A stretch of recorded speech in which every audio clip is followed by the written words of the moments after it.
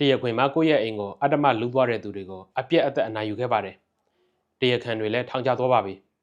ဒါပေမဲ့အိမ်တော့ကိုပြန်ယူဖို့လုပ်တဲ့အခါကျမှအရှင်တရက်ကလေးနောက်ကျသွားလို့ကိုယ့်အိမ်ကိုပြန်မရတော့ဘူးဆိုရင်ကျွန်တော်မိတ်ဆွေဘယ်လိုခံစားရမလဲ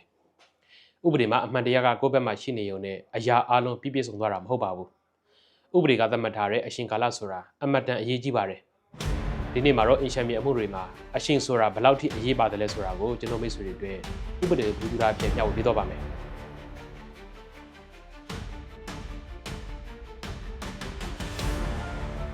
ဒီဇလန်ရဲ့မူရင်းစီရင်ထုံးကတော့1996ခုနှစ်မြန်မာနိုင်ငံတရားစီရင်ထုံးမောင်ကျော်စန်းဝင်းပါနှစ်နဲ့ပြည်ထောင်စုမြန်မာနိုင်ငံတော်ပါနှစ်ပြည်မှုဆိုင်ရာအထူးအယူခံမှုစီရင်ထုံးဖြစ်ပါတယ်ဒီမုံက1993ခုနှစ်တုန်းကမန္တလေးမှာဖြစ်ခဲ့တာပါတရလိုဒေါ်တောင်းတောင်းရဲ့ဖခင်ကွယ်လွန်သွားတဲ့အချိန်မှာဆွေမျိုးတော်ဆက်တဲ့မောင်ကျော်စန်းဝင်းတို့ဇနီးမောင်နှံကနာရေးလာရောက်ရင်လည်းအနေအိမ်မှာဆက်နေကြကြပါတယ်အတုပကိစ္စလည်းပြီးရောအမွေကိစ္စတွေတောင်းဆိုပြီးတော့အိမ်ပေါ်ကနေဆင်မပြေတော့ပါဘူးပူဆိုးတာကညပကြီးအင်ရှိတန်တကားကိုကြော်တဲ့နောက်ဖေးအိမ်ကတော့တွေကိုဖျက်ဆီးပြီးတော့အတင်းအဓမ္မဝင်ရောက်ကျူးကျော်နေထိုင်ခဲ့ကြတာပါဒါနဲ့ပဲဒေါ်တောင်းတောင်းကရဲစခန်းမှာအမှုဖွင့်ပြီးတော့တရားစွဲဆိုခဲ့ပါတယ်မူလရှမ်းမြသာစီမြို့နယ်တရားရုံးကနေစစ်ဆေးပြီးတဲ့နောက်မှာ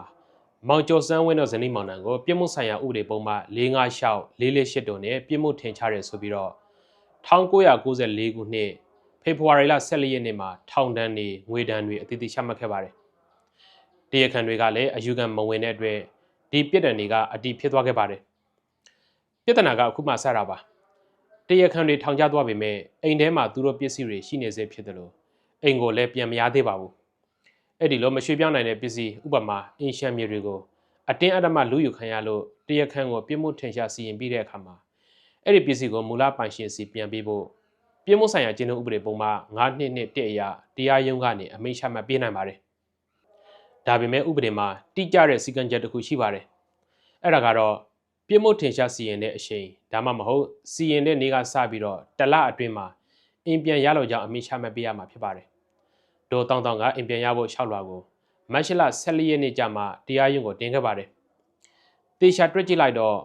ဖေဖော်ဝါရီလ14ရက်နေ့ကနေမတ်လ14ရက်ဆိုတော့သတ်မှတ်ထားတဲ့တလထက်တရက်ကျော်သွားခဲ့ပါပြီမြို့နယ်တရားရုံးတရားသူကြီးကတော့အဲ့ဒီအချိန်ကအိမ်ပြန်ပေးဖို့အမိန့်ချမှတ်ပေးခဲ့ပါတယ်ဒါပေမဲ့ဒီအမိန့်ကဥပဒေနဲ့ညီပါရဲ့လားဒီကိစ္စနဲ့ပတ်သက်ပြီးတော့အမှုကတရားရုံးချုပ်ထိကိုရောက်သွားခဲ့ပါတယ်တရားရုံးချုပ်စုညီခေါ်ရုံးကအလွန်အရေးကြီးတဲ့ဆုံးဖြတ်ချက်ကိုချမှတ်ခဲ့ပါတယ်တရားရုံးချုပ်ရဲ့ဆုံးဖြတ်ချက်ကတော့မူလအမှုစစ်တရားရုံးဟာတရားခံကိုပြစ်မှုထင်ရှားစီရင်တဲ့နေ့မှာပဲဖြစ်ဖြစ်အဲ့ဒီနေ့ကစပြီးတော့တလအတွင်းမှာပဲဖြစ်ဖြစ်ပစ္စည်းပြန်ပေးဖို့အမိန့်ချမှတ်ရမယ်အခုအမှုမှာဒေါ်တောင်းတောင်းရှောက်ထားတဲ့ရက်ဟာတလနဲ့တရက်ဖြစ်နေတဲ့အတွက်ကြောင့်ဥပဒေပါစည်းကမ်းသက်ကာလထက်ကျော်လွန်နေပြီလို့ဆုံးဖြတ်ခဲ့ပါတယ်ဒါအပြင်တချို့ကပြစ်မှုဆိုင်ရာကျင့်ထုံးဥပဒေပုံမှန်923အရအယူခံရုံးပြင်ဆင်မှုရုံးတွေမှာတော့အရှင်ကန့်သက်ချက်မရှိဘူးလို့ထင်ကြပါတယ်တရားရုံးချုပ်ကဒါကိုလည်းရှင်းလင်းပေးခဲ့ပါတယ်အယူခံရုံးကိုယ်တိုင်ကမှတရားခံကိုပြစ်မှုထင်ရှားတယ်လို့စတင်စီရင်တဲ့အမှုမျိုးမှာဆိုရင်လေဒီတလားဆိုတဲ့ကန့်သက်ချက်ကအကျုံးဝင်တယ်လို့အတိအလင်းမှတ်ချက်ပြုခဲ့ပါတယ်ဒါကြောင့်မြို့နယ်တရားရုံးကအိမ်ပြန်ပေးဖို့ချမှတ်ခဲ့တဲ့အမိန့်ကိုတရားရုံးချုပ်ကပြန်ပြီးတော့ပယ်ဖျက်ပေးလိုက်ပါတယ်